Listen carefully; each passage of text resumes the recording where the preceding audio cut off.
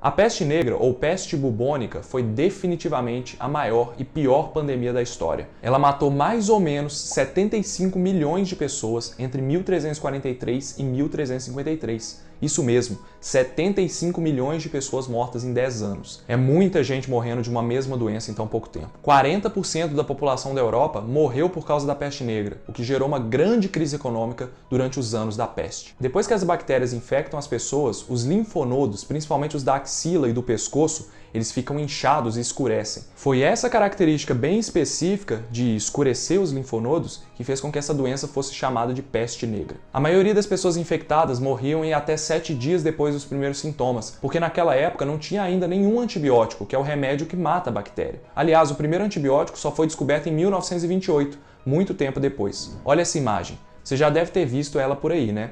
São os médicos da peste, pessoas que eram contratadas pelos governos para não só tratar os doentes, mas também contabilizar o número de mortos e avisar sobre os focos da doença. Eles tinham essa máscara comprida porque na época acreditava que a peste era transmitida por maus ares, então esses médicos usavam essa máscara de bico com essências cheirosas na ponta para se protegerem da doença. Um tanto quanto curioso, né? Ah, e foi nessa época que surgiu o termo quarentena, que eu já fiz um vídeo aqui no canal sobre isso. Navios que chegavam de viagens ficavam ancorados nos portos durante 40 dias para garantir que se alguém ali tivesse infectado, a doença se manifestaria nesse tempo e não ia se espalhar. Vários outros surtos de peste bubônica aconteceram nos séculos seguintes, chegando a matar mais algumas dezenas de milhões de pessoas ao longo da história. A peste bubônica, na verdade, nunca desapareceu. A gente continua convivendo com ela, só que agora a gente tem controle, a gente tem saneamento e limpeza urbana, que fez os casos diminuírem e a gente tem antibiótico para tratar. Ainda bem que a gente aprendeu com essas e outras pandemias da importância do saneamento básico para evitar doenças, né?